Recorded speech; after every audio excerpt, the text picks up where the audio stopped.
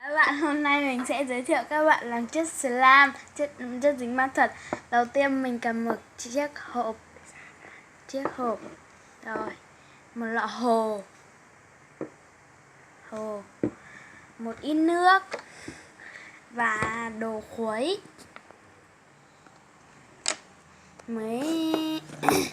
một ít muối và nước.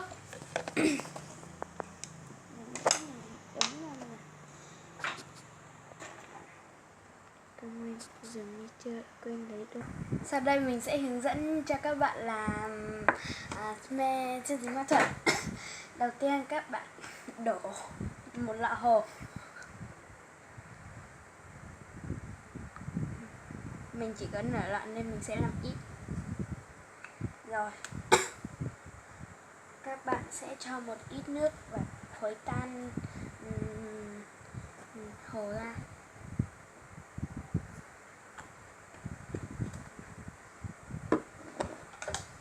Rồi các bạn sẽ khuấy.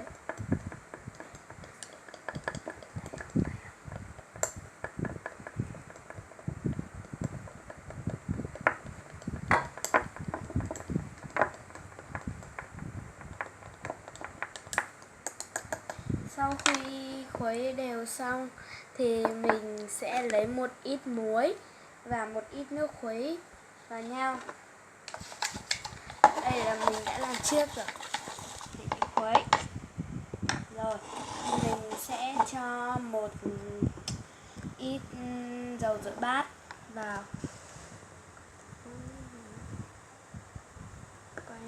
Lấy độ vừa vừa thôi.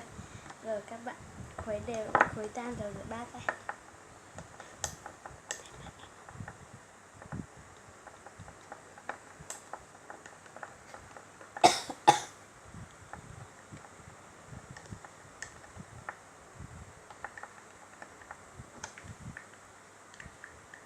Sau khi đã khuấy tan rồi thì các bạn sẽ lấy nước muối và mình vừa khuấy sẽ cho vào một ít.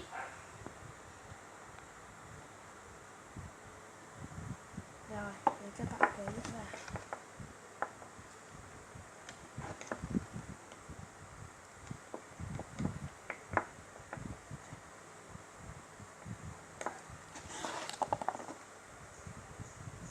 Wow, đã dính vào nhau rồi đó.